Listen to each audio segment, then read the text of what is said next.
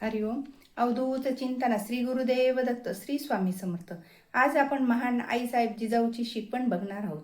हिंदी स्वराज्याच्या आड येणाऱ्यांशी लढण्याचे धैर्य शहाजी पुत्र शिवरायांना मिळाले. ते जिजाऊच्या निडरपणे जगण्याच्या संस्कारातून माता केवळ मायाळू नसून शक्ती असू शकते यांच्यात सर्वात मोठं उदाहरण म्हणजे जिजाबाईचं असू शकतात. राजमाता जिजाऊ यांनी प्रतिकूल परिस्थितीवर मात करून स्वराज्य निर्माण करण्याचे छत्रपती शिवरायांचे महाराज घडवले व स्वराज्याच्या संकल्पनेची बी मातेने आपल्या शिवरायाच्या मनात पेरली. तुम्हाला स्वराज्य निर्माण करायचे आहे असा प्रचंड आत्मविश्वास शिवरायांमध्ये निर्माण केला. तसेच बालपणापासून त्यांना तयार केले. लहान शिवरायांना घेऊन जिजाबाई पुण्याला राहायला आल्या तेव्हा पुण्याची अवस्था अतिशय भीषण होती. पुण्याची कशीबशी जीव जगणारी काही कुटुंबे बघून त्यांना सुलतानशाहीचा खूप राग आला. जिजाऊ आपल्या पुत्राला घेऊन पुण्यात राहायला आले आहेत हे कळल्यावर सर्व लोकांनी जिजाऊंना मुजरा करून त्यांचे स्वागत केले.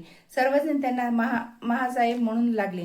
जिजाऊंनी लोकांना धीर दिला व म्हणाले, आम्ही आलो आहोत दुष्टांनी केलेली राख रांगोळीतून नवीन व सुरक्षित पुणे उभारण्यासाठी उभारू. ते ऐकून लोकांना फारच आनंद झाला. जिजाऊ व शुभांना यांच्यासाठी पुण्यात एक मोठा वाडा बांधला. कसब्याच्या टोकाला जवळच नदी असलेल्या ठिकाणी एक भव्य वाडा बांधला व वाड्याचे नाव लाल महल ठेवण्यात आले. घोड्याची पाक, धान्याची कोठारे, कचेरी, देवघर अशा सर्व सोयुक्त असे भव्य होता व शुभ दिवस बघून जिजाऊ व शुभा त्या वाड्यात राहण्यास आले. जिजाऊ हे धार्मिक वृत्तीचे असल्यामुळे त्यांनी पडलेल्या देवळाचा जीर्णोद्धार करण्यास सांगितला. नवीन देवळाचे काम वेगाने सुरू झाले. एका देवळात जिजाऊंनी स्वतः समारंभपूर्वक गजाननाची प्राणप्रतिष्ठा केली आणि हेच पुण्याचे आराध्य दैवत कसबा गणपती म्हणून प्रसिद्ध आहे. शिवबा जिजाऊंना अनेक प्रश्न विचारून त्याविषयी माहिती मिळवत होते. जिजामाता कडून मोगल निजाम यांच्या दुष्काळाचा इतिहास ऐकून शिवाजीच्या मुठी अतिशय रागाने आवळल्या जात होत्या. जिजाऊ सांगत शिवबा ही भूमी आपली, हा देश आपला, परंतु सुलतान व बादशाह बळजबरीने लोकांवर स्वराज्य करतात व आपल्या लोकांवर अत्याचार करतात. हे बोलणे ऐकून शिवबा फार बेचैन होते. जिजामाता व शिवराय पुण्यात आल्यापासून लोकांना खूप आधार वाटत होतं.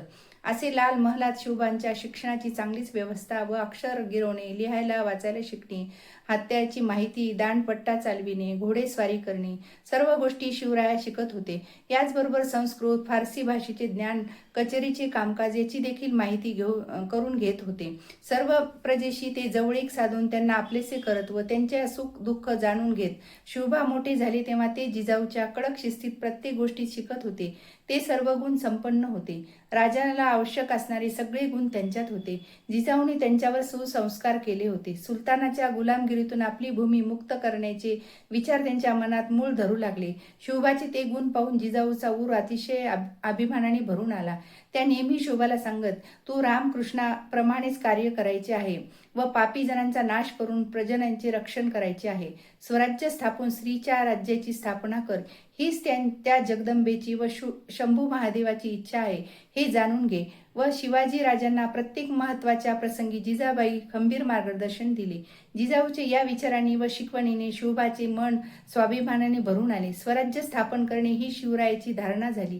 ती जिजाऊच्या या संस्कारामुळे राजमाता जिजाऊच्या चरणी नतमस्तक होऊया. शिवाजी महाराज की जय.